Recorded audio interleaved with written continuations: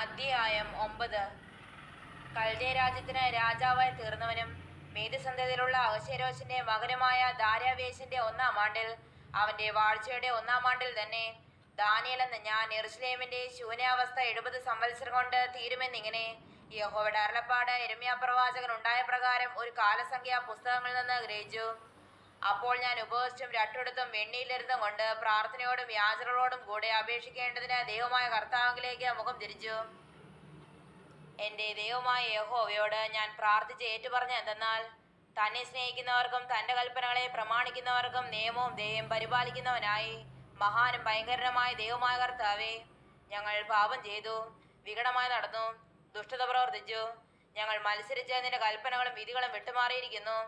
ഞങ്ങളുടെ രാജാക്കന്മാരോടും പ്രഭുക്കന്മാരോടും പിതാക്കന്മാരോടും ദേശത്തിലെ സകല ജനത്തോടും നിന്റെ നാമത്തിൽ സംസാരിച്ച നിന്റെ ദാസന്മാരായ പ്രവാചകന്മാരുടെ വാക്ക് ഞങ്ങൾ കേട്ടനുസരിച്ചതുമില്ല.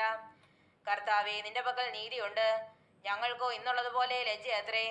നിന്നോട് ദ്രോഹിച്ചിരിക്കുന്ന ദ്രോഹം ഹേതുവായി നീ അവരെ നീക്കിക്കളഞ്ഞിരിക്കുന്ന സകല ദേശങ്ങളിലും സമീപസ്ഥരും ദൂരസ്ഥരുമായ യഹൂദ പുരുഷന്മാർക്കും യെരൂശലേം നിവാസികൾക്കും എല്ലാ ഇസ്രായേലിലും തന്നെ. കർത്താവെ, ഞങ്ങൾ നിന്നോട് പാപം ചെയ്തിരിക്കയാൽ ഞങ്ങളും ഞങ്ങളുടെ രാജാക്കന്മാരും പ്രഭുക്കന്മാരും പിതാക്കന്മാരും ലജ്ജിക്കേണ്ടത് തന്നെ. ഞങ്ങളുടെ ദൈവമായ കർത്താവിന്റെ പക്കൽ കരുണയും മോചനവുമുണ്ട്. ഞങ്ങളോ അവനോട് മത്സരിച്ചു.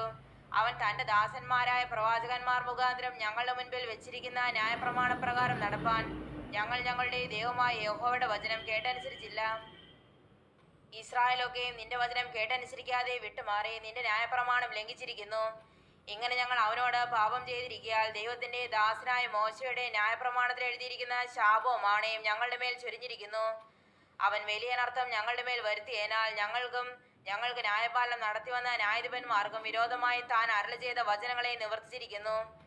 യെരൂശലേമിൽ സംഭവിച്ചതുപോലെ ആകാശത്തിന് കീഴിലെങ്ങും സംഭവിച്ചിട്ടില്ലല്ലോ.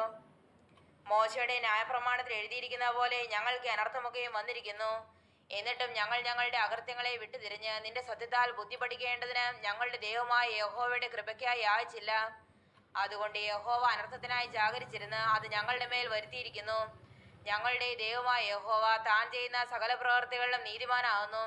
ഞങ്ങളോ അവന്റെ വചനം കേട്ടനുസരിച്ചില്ല. നിന്റെ ജനത്തെ ബലമുള്ള കൈകൊണ്ട് മിസ്രയീം ദേശത്ത് നിന്ന് കൊണ്ടുവന്ന് ഇന്നുള്ളതുപോലെ നിനക്കൊരു നാമം ഉണ്ടാക്കിയവനായി ഞങ്ങളുടെ ദൈവമായ കർത്താവേ, ഞങ്ങൾ പാപം ചെയ്ത് ദുഷ്ടത പ്രവർത്തിച്ചിരിക്കുന്നു. കർത്താവേ, നിന്റെ സർവ്വനീതിക്ക് മൊത്തവണ്ണം നിന്റെ കോപവും ക്രോധവും നിന്റെ വിസ്തപർവ്വതമായ യെരൂശലേം നഗരത്തിൽ നിന്ന് നീങ്ങിപ്പോകുമാറാകട്ടെ. ഞങ്ങളുടെ പാപങ്ങൾ നിമിത്തവും ഞങ്ങളുടെ പിതാക്കന്മാരുടെ അകൃത്യങ്ങൾ നിമിത്തവും യെരൂശലേമും നിന്റെ ജനവും ഞങ്ങൾക്ക് ചുറ്റുമുള്ള എല്ലാവർക്കും നിന്നയായി തീർന്നിരിക്കുന്നുവല്ലോ. ആകയാൽ ഞങ്ങളുടെ ദൈവമേ, അടിയന്റെ പ്രാർത്ഥനയും യാചനകളും കേട്ട് ശൂന്യമായിരിക്കുന്ന നിന്റെ വിസ്ത മന്ദിരത്തിന്മേൽ കർത്താവിൻ നിമിത്തം തിരുമുഖം പ്രകാശിക്കുമാറാക്കണമേ. എന്റെ ദൈവമേ, ചെവിചായ്ച്ച് കേൾക്കണമേ. കണ്ണു തുറന്ന് ഞങ്ങളുടെ നാശങ്ങളെയും നിന്റെ നാമം വിളിച്ചിരിക്കുന്ന നഗരത്തെയും കടാക്ഷിക്കണമേ. ഞങ്ങൾ ഞങ്ങളുടെ നീതിപ്രവർത്തികളല്ല നിന്റെ മഹാകരുണയിലത്രേ ആശ്രയിച്ചുകൊണ്ട് ഞങ്ങളുടെ യാചനകളെ തിരുസന്നിധിയിൽ ബോധിപ്പിക്കുന്നു. കർത്താവെ, കേൾക്കണമേ. കർത്താവെ, ക്ഷമിക്കണമേ. കർത്താവെ, ചെവിക്കൊണ്ട് പ്രവർത്തിക്കണമേ. എന്റെ ദൈവമേ, നിന്നെ തന്നെ ഓർത്ത് താമസിക്കരുതേ. നിന്റെ നാമം വിളിച്ചിരിക്കുന്നുവല്ലോ.